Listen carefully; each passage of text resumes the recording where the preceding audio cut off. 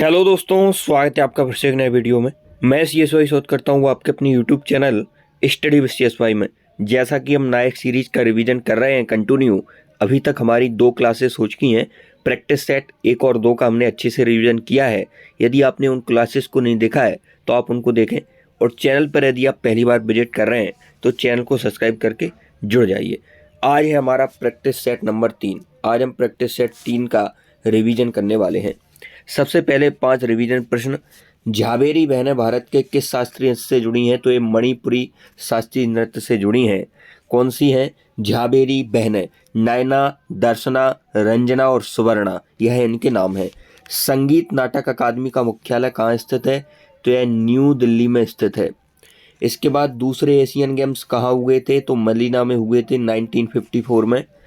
न्यायिक पुनरावलोकन को भारत ने किस देश के संविधान से लिया है? तो ये लिया है आपका अमेरिका से। कहाँ से लिया है? अमेरिका से। अमेरिका से मौलिक अधिकार भी लिए हैं। इसके बाद हम नेक्स्ट बात कर लें, भारत का कुल क्षेत्रफल कितना है जो विश्व के क्षेत्रफल का 2.4% का क्षेत्र कवर करता है? तो वो है 3,32,87,263 किलोमीटर स्क्वायर। 32,87,263 किलोमीटर स्क्वायर, इतना है। नेक्स्ट, आज का प्रैक्टिस सेट का पहला क्वेश्चन। निम्नलिखित में से किस राज्य में सत्रिया नृत्य शैली प्रसिद्ध है? तो सत्रिया नृत्य शैली कहाँ की है? आपकी असम की है। सत्रिया कहाँ का है? असम का है। आपको नाटी याद रखना है, कायांग याद रखना है, यह हिमाचल प्रदेश के हैं। भांगड़ा पंजाब का है, जो कि विशेषकर पुरुषों द्वारा किया जाता है। सम्मी कहाँ का है? पंजाब का है। तमिलनाडु का भरतनाट्यम है।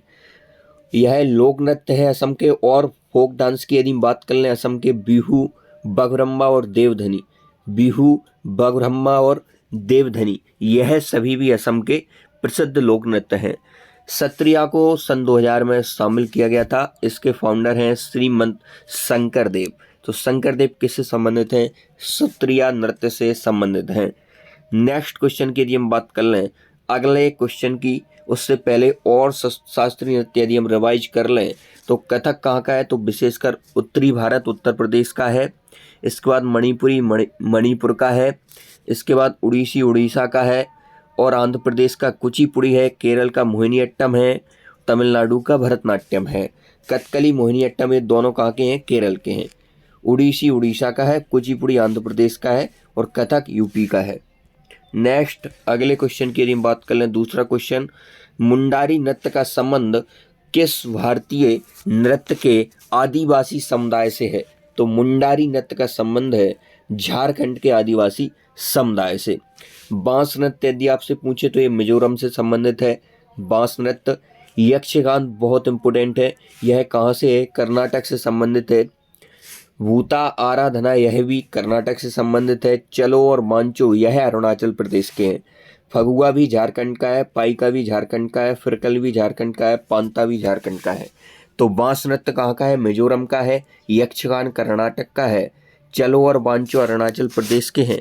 फगुआ पाइका झारखंड के हैं। और मुंडारी नृत्य का संबंध भी कहाँ से है? झारखंड से है। अगले क्वेश्चन की यदि हम बात कर लें, शंभू महाराज निम्नलिखित में से किस कथक घराने के प्रसिद्ध गुरु थे? तो पहला क्वेश्चन यही बन जाता है कि शंभू महाराज किससे संबंधित हैं? तो कथक से संबंधित हैं। इनका घराना कौन सा है? तो लखनऊ घराना है शंभू महाराज का। कालका प्रसाद बिंदादीन महाराज का भी घराना कौन सा है? लखनऊ घराना है। इसके बाद रुद्र शंकर मिश्र का कौन सा घराना है? बनारस घराना है। नेक्स्ट, अगले क्वेश्चन की यदि हम बात कर लें, उस्ताद सफ़ात अहमद खान निम्नलिखित में से किस वाद्य यंत्र के लिए प्रसिद्ध थे? उस्ताद सफ़ात अहमद खान, यह थे प्रसिद्ध तबला के लिए। उस्ताद सफ़ात अहमद खान किससे संबंधित हैं? तबला से संबंधित हैं।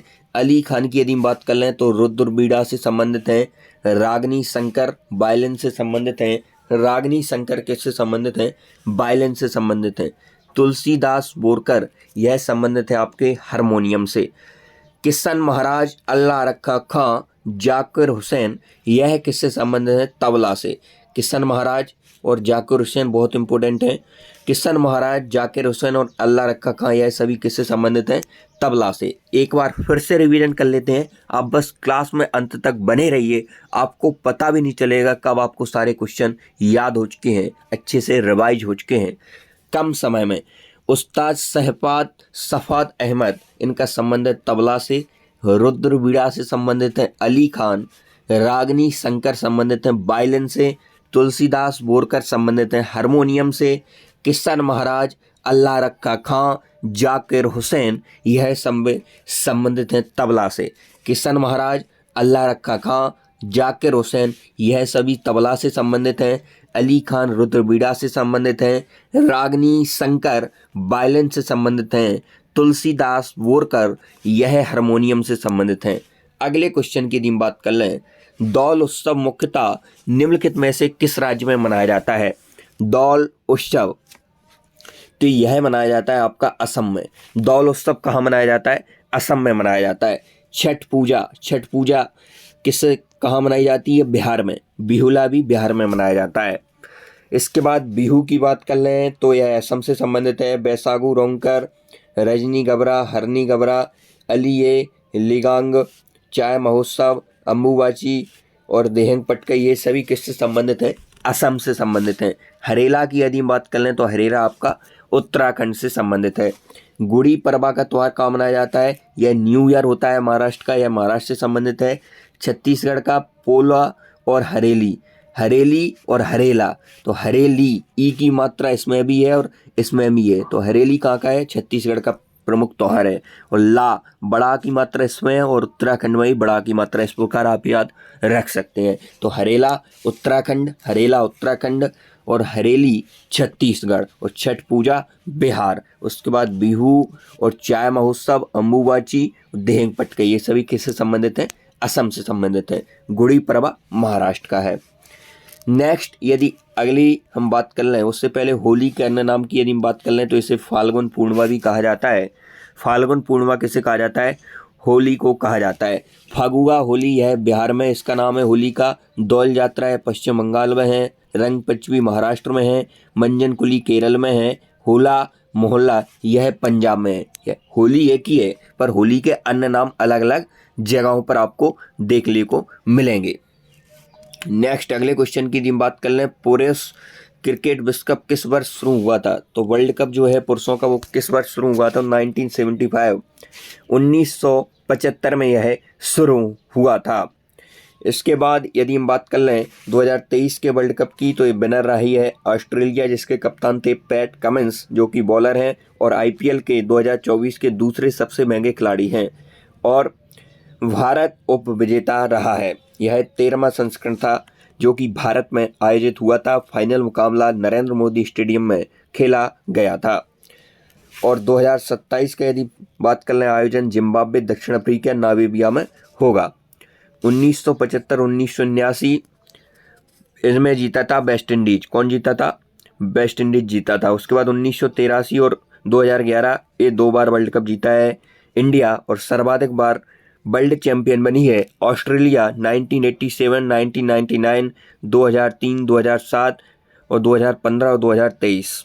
1987, 99, 2003, 2007 और 2015 और 2023 इतनी बार जीती है। 6 बार कौन जीती है? ऑस्ट्रेलिया जीती है। और पाकिस्तान 1992 में वर्ल्ड कप ले गया, 1996 में ले गई श्रीलंका। इसके बाद अगले क्वेश्चन की यदि हम बात कर लें, भारत ने क्रिकेट में ICC T20 पुरुष विश्व कप कितनी बार जीता है? तो केवल 1 बार जीता है। जब इसकी शुरुआत होती है 2007 में, तभी भारत जीतता है और इसने हराया था पाकिस्तान को हराता है 2007 में। T20 वर्ल्ड कप में केवल 1 ही बार जीता है। इसके बाद भारत में T20 वर्ल्ड कप का आयोजन केवल 1 बार हुआ है, 2016 में। कब हुआ है? 2016 में हुआ है। नेक्स्ट यदि 2024 की हम T20 वर्ल्ड कप की बात कर लें तो वेस्ट इंडीज और अमेरिका इसके होस्ट कंट्री हैं। भीमराव अम्बेडकर बहुउद्देशीय स्टेडियम कहाँ स्थित है? तो यह फैजाबाद में है। भीमराव अम्बेडकर बहुउद्देशीय स्टेडियम कहाँ स्थित है? तो यह फैजाबाद में स्थित है। प्रारूप समिति के अध्यक्ष कौन थे? तो भीमराव अम्बेडकर थे। 14 अप्रैल भीमराव अम्बेडकर जयंती। रूप सिंह स्टेडियम की यदि हम बात कर लें तो ग्वालियर एमपी में स्थित है। लाल बहादुर शास्त्री स्टेडियम हैदराबाद में है। केडी बाबू स्टेडियम है लखनऊ में है। बारावती स्टेडियम है कटक उड़ीसा में है। कीनन जमशेदपुर में है। चेपक चेन्नई में है। तो फैजाबाद में कौन सा है? भीमराव अंबेडकर बहुउद्देशीय stadium. Roop Singh stadium Gwalior, Lal Bahadur Shastri stadium Hyderabad, KD Babu stadium Lucknow, Barabati stadium Cuttack Orissa, Keenan stadium Jamshedpur और चेपक स्टेडियम चेन्नई। नेक्स्ट अगले क्वेश्चन की यदि हम बात कर लें, शतरंज की बिसात पर कितने सफ़ेद वर्ग होते हैं? तो शतरंज की जो बिसात होती है उस पर जो बिसात यह पूरे सर्कल को बोलते हैं, जिस पर ये सब लिखा रहता है, जो कॉइन्स बने रहते हैं इस प्रकार के खाने उन्हें, उसे हम क्या बोलते हैं? बिसात बोलते हैं। और कितने सफ़ेद वर्ग होते हैं इसमें? तो 32 सफ़ेद वर्ग होते हैं। इसमें 2 रंग होते हैं शतरंज में, एक होता है सफ़ेद और एक होता है काला। तो 32 होते हैं सफ़ेद और 32 होते हैं काले। टोटल मिला के 64 होते हैं। कितने होते हैं? टोटल खाने 64 होते हैं। और सफ़ेद होते हैं 32, काले होते हैं 32। उसके बाद 8 प्याजे होते हैं, 8 प्याजे, 2 बिशप होते हैं, 2 शूरवीर होते हैं, 2 हाथी होते हैं और 1 किंग होता है और 1 क्वीन होती है। अगले क्वेश्चन की यदि हम बात कर लें, भारतीय संविधान के अनुसार निम्नलिखित में से कौन सर्वोच्च है? तो भारतीय संविधान में सर्वाधिक सर्वोच्च है भारत का संविधान। भारत का संविधान सर्वाधिक सर्वोच्च है। यदि हम बात कर लें राष्ट्रपति की, तो आर्टिकल 52 में लिखा है कि भारत का एक राष्ट्रपति होगा। संसद तो सरला 79, 80, 81। सा से संसद बना 79 आर्टिकल में है। रा से राज्यसभा 80 में है। ला से लोकसभा 81 में। तो सरला, संसद, राज्यसभा और लोकसभा 79, 80, 81 आर्टिकल आपको याद रखने हैं।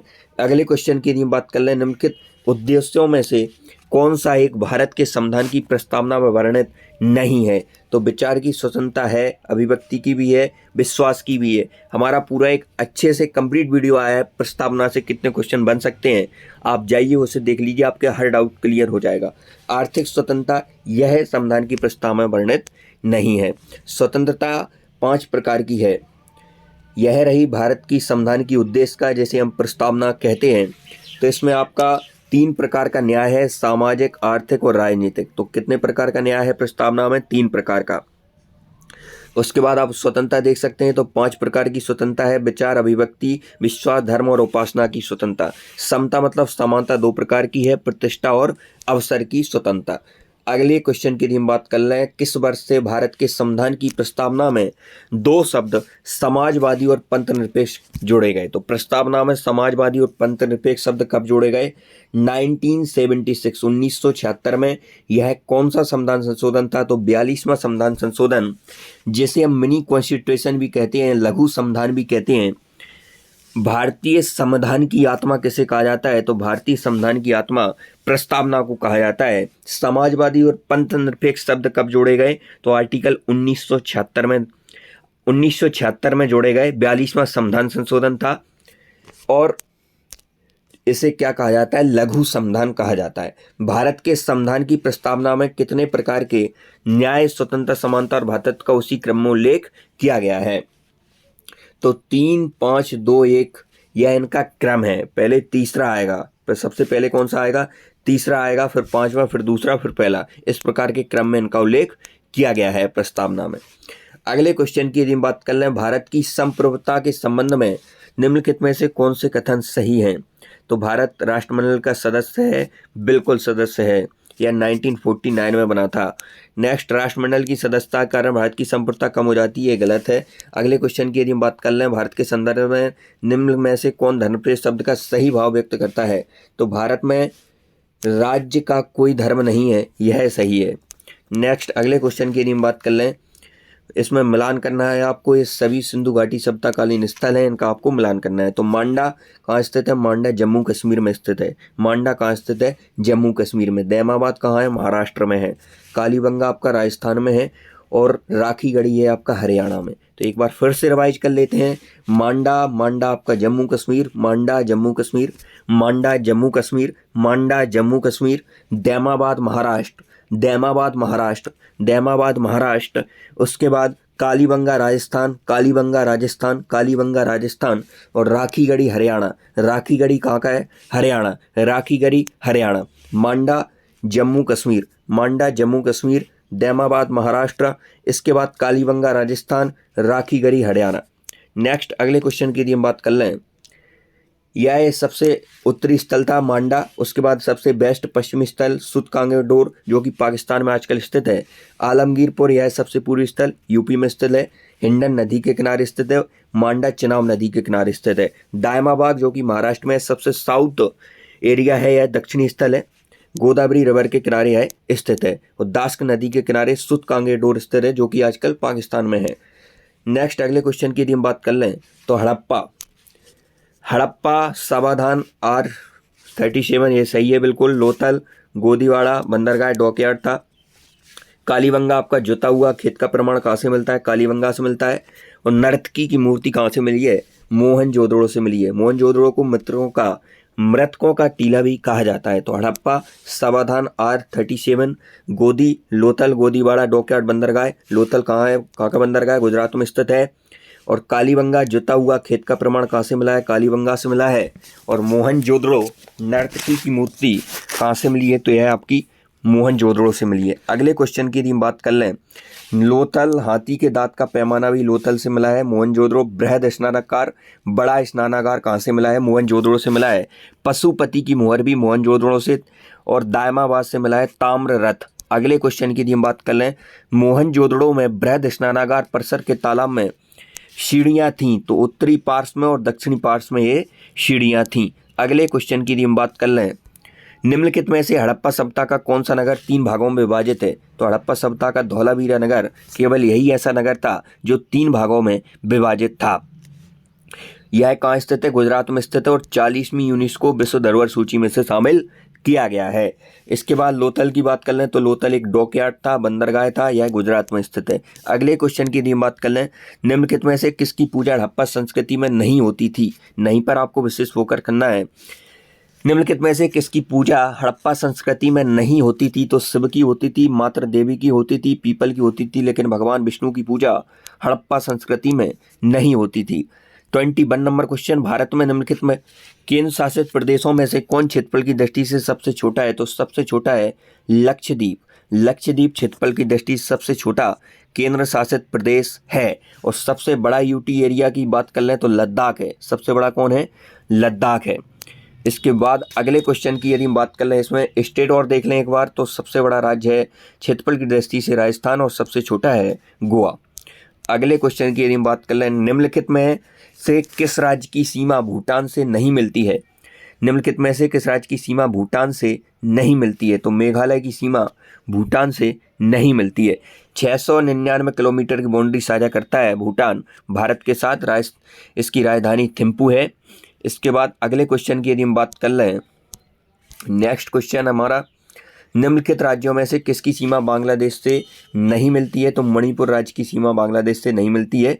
बांग्लादेश ऐसा देश है जो कि भारत के साथ सर्वाधिक सीमा साझा करता है और त्रिपुरा को तीनों ओर से घेरे हुए है। कौन सा? बांग्लादेश। अगले क्वेश्चन की यदि हम बात कर लें तो बांग्लादेश भारत के साथ टोटल 4096.7 किलोमीटर की सीमा साझा करता है और सबसे लंबी सीमा है भारत के साथ किसी राज्य की।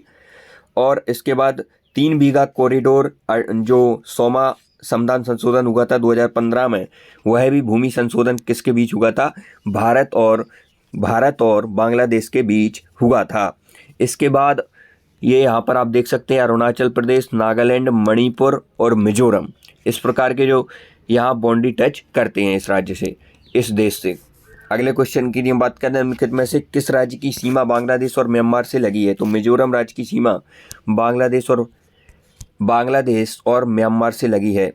म्यांमार का पुराना नाम की बात कर लें तो इस बर्मा था। 1935 के तहत इसका गठन होता है। म्यांमार का 1937 में है बना था। नेक्स्ट अगले क्वेश्चन की यदि हम बात कर लें, भारत में योजना के आरंभ के किसी भी पंचवर्षीय योजना में अनाच्छादित कुल वर्षों की संख्या कितनी है? भारत में योजना के आरंभ में किसी भी पंचवर्षीय योजना में अनाच्छादित कुल वर्षों की संख्या कितनी है? तो वो है 7 संख्या है। अगले क्वेश्चन की यदि हम बात कर लें, योजना काल में सर्वाधिक समृद्धि दर प्राप्त की गई थी। तो सर्वाधिक समृद्धि दर किस में प्राप्त की गई थी? तो 10वीं योजना में यह प्राप्त की गई थी। अगले क्वेश्चन की यदि हम बात कर रहे हैं तो भारत में योजना आयोग की स्थापना किस वर्ष में हुई थी? तो 1950 1950 में योजना आयोग की स्थापना हुई थी। और इसका अध्यक्ष कौन होता है? तो इसका अध्यक्ष प्रधानमंत्री होते हैं और पंडित जवाहरलाल नेहरू इसके पहले अध्यक्ष थे। और पहले उपाध्यक्ष की यदि हम बात कर लें तो गुलजारी लाल नंदा थे। इसके बाद 1 जनवरी 2015 को योजना आयोग के स्थान पर नीति आयोग आता है। और योजना आयोग के यदि हम अंतिम उपाध्यक्ष की बात कर रहे हैं तो मोंटेग सिंह अहलुवालिया है योजना आयोग के अंतिम उपाध्यक्ष थे। तो नीति आयोग का गठन कब हुआ? 1 जनवरी 2015 को। राष्ट्रीय विकास परिषद का गठन किस वर्ष में हुआ है? तो 1952 1952 में हुआ है। इसके अध्यक्ष भी प्रधानमंत्री होते हैं। 6 अगस्त 1952 यह कंप्लीट डेट है। तो राष्ट्रीय विकास परिषद का गठन कब? 1952 में क्या? राष्ट्रीय विकास परिषद का गठन। अगले क्वेश्चन की यदि हम बात कर लें तो अगला क्वेश्चन आपको मिलान करना है। क्यूसेक द्रव प्रवाह की दर। बाइट कंप्यूटर किस में नापा जाता है? बाइट में। रिक्टर भूकंप की तीव्रता रिक्टर पैमाने में। बार दाब प्रेशर। नेक्स्ट अगले क्वेश्चन की यदि हम बात कर लें, पारे का साधारणतया तापमापी यंत्रों में उपयोग किया जाता है क्योंकि इसकी विशेषता है उच्च संचालन शक्ति। एचजी इसका प्रदर्शित करते हैं। एचजी से पारे को परमाणु क्रमांक पारा का कितना होता है? 80 होता है। नेक्स्ट अगले क्वेश्चन की यदि हम बात कर लें, सूची 1 को सूची 2 से मिलान करना है। शुद्ध सोना 24 कैरेट सोना शुद्ध माना जाता है। स्टेथोस्कोप हृदय की ध्वनि सुनने के लिए आपको किसी यंत्र का उपयोग करना है तो वो है स्टेथोस्कोप। स्पेग्नोमैनोमीटर यह रक्तचाप मापने के काम आता है। स्पेग्नोमैनोमीटर। कैरोटोमीटर तो सोने की शुद्धता पता लगाने के लिए यंत्र यूज करते हैं तो उसका नाम होता है कैरेटोमीटर। लक्समीटर प्रकाश की तीव्रता मापने के लिए लक्समीटर काम में आता है। अगले क्वेश्चन की यदि हम बात कर लें, निम्नलिखित में से कौन सम्मिलित नहीं है? तो इलेक्ट्रॉन की खोज जे थॉमसन जी करते हैं, बिल्कुल सही है, 1897 में करते हैं। प्रोटॉन की खोज माइकल फैराडे नहीं रदरफोर्ड ने की थी। प्रोटॉन की खोज रदरफोर्ड, इलेक्ट्रॉन की जे थॉमसन और एक्स किरणों की खोज की थी WC रोंटगेन ने। न्यूट्रॉन की जेम्स चैडविक ने किसकी खोज की? तो 1932 में जेम्स चैडविक ने न्यूट्रॉन की खोज की। तो न्यूट्रॉन की खोज जेम्स चैडविक। एक्स किरणों की खोज WC रॉन्टगेन एक्स किरणों की खोज। इलेक्ट्रॉन की खोज जे थॉमसन इलेक्ट्रॉन की खोज। अगले क्वेश्चन की यदि हम बात कर लें, ऐसे परमाणु जिसमें प्रोटॉनों की संख्या समान होती है परंतु न्यूट्रॉनों की संख्या भिन्न भिन्न होती है, मतलब अलग होती है। प्रोटॉन तो समान है परंतु न्यूट्रॉन अलग होते हैं, उन्हें कहते हैं हम समस्थानिक कहते हैं उन्हें। क्या कहते हैं? समस्थानिक। अगले क्वेश्चन की यदि हम बात कर लें, विटामिन ई का महत्वपूर्ण स्रोत निम्नलिखित में से कौन है? तो गेहूं अंकुर गेहूं का तेल यह विटामिन ई का महत्वपूर्ण स्रोत होता है। गेहूं अंकुर का तेल। मूंगफली बादाम सूरजमुखी मक्का यह भी विटामिन ई के अच्छे स्रोत हैं। अगले क्वेश्चन की बात कर लें, दूध चीज मतलब पनीर अंडे निम्नलिखित में से विटामिन के स्रोत हैं? तो ए और डी के स्रोत हैं, दूध पनीर और अंडे। नेक्स्ट अगले क्वेश्चन की यदि बात कर लें, एक पदार्थ जो नवजात शिशु कल्याण के लिए बहुत मूल्यवान है, जन्म के बाद पहले दिनों में माँ के दूध में उपस्थित रहता है, उसके बाद नहीं है, यह पदार्थ होता है कोलोस्ट्रम। भारत रत्न सम्मान पाने वाले 50वें शख्स कौन है? तो 50वें शख्स हैं आपके लाल कृष्ण आडवाणी। 49वें कर्पूरी ठाकुर हैं और उसके बाद 50 में है आपके लाल कृष्ण आडवाणी। 53 MS स्वामीनाथन। चौधरी चरण सिंह 52 नंबर के थे। प्रथम व्यक्ति जिन्हें भारत रत्न प्राप्त हुआ है 1954 में श्री राजगोपालाचारी। हमारा भारत रत्न पर एक कंप्लीट वीडियो डला हुआ है, यदि आप उसे देख लेते हैं तो दुनिया का कोई भी क्वेश्चन भारत रत्न से आएगा आपसे गलत नहीं होगा। 2024 में 5 लोगों को दिया गया है। PV नरसिम्हा राव को 51 में दिया गया है। माई कंट्री माई लाइफ यह पुस्तक किसकी है? तो ये लाल कृष्ण आडवाणी की है। तो सवाल में पूछा 50वें शख्स कौन है भारत रत्न प्राप्त करने वाले? लाल कृष्ण आडवाणी। बुक है इनकी माई कंट्री माई लाइफ। और 50 के बाद 51 में है PV नरसिम्हा राव, 52 में चौधरी चरण सिंह और 53 में MS स्वामीनाथन। इसके बाद प्रथम व्यक्ति कौन थे? तो श्री राजगोपालाचारी थे। 1954 में इन्हें भारत रत्न से नवाजा जाता है। हाल ही में किस राज्य सरकार ने स्वयं योजना लॉन्च की है? तो स्वयं योजना लॉन्च की है पंजाब ने। भांगड़ा नृत्य कहाँ का है? पंजाब का है। पंजाब ने कौन सी योजना लॉन्च की है? तो स्वयं योजना लॉन्च की है। सिंधु घाटी सप्ताहकालीन स्थल रोपण कहाँ का है? कहाँ स्थित है? पंजाब में स्थित है। सरकार तुम्हारे द्वार योजना यह भी पंजाब की है। नूतन उन्नत योजना यह उड़ीसा की है। उष्ण संरक्षण योजना यह राजस्थान की है और सीएम किसान उदय योजना यह उत्तर प्रदेश की है। अगले क्वेश्चन की यदि हम बात कर लें, पहले बिम्स्टेक एक्वेटिक्स चैंपियनशिप का आयोजन किस शहर में हुआ? तो यह हुआ था नई दिल्ली में। पहले बिम्स्टेक एक्वेटिक्स चैंपियनशिप का आयोजन नई दिल्ली में। इसके बाद अगले क्वेश्चन की यदि हम बात कर लें, जो कि आज की क्लास का हमारा लास्ट क्वेश्चन, यदि आप क्लास में अंत तक बने हुए हैं तो आपको पता भी नहीं चला होगा कि कब हमने इतने सारे क्वेश्चन रिवाइज कर लिए अच्छे से और हमें याद भी हो गए हैं। यूनिफाइड पेमेंट इंटरफेस यूपीआई, यह यूपीआई का फुल फॉर्म है। कभी कभी आपसे यूपीआई का फुल फॉर्म ही पूछता है, तो यह लिखा है यूनिफाइड पेमेंट इंटरफेस। स्वीकार करने वाला पहला यूरोपीय देश कौन सा है? तो फ्रांस पहला यूरोपीय देश है जिसने यूपीआई को स्वीकार किया है। तो आज की वीडियो में बताइए, मिलते हैं नेक्स्ट वीडियो में, तब तक के लिए जय हिंद। चैनल को सब्सक्राइब करके जुड़ जाइए, कंप्लीट प्लेलिस्ट बनी हुई है रिवीजन क्लासेस की, आप उन्हें निरंतर लेते रहिए और अपनी तैयारी को बेहतर बनाएं।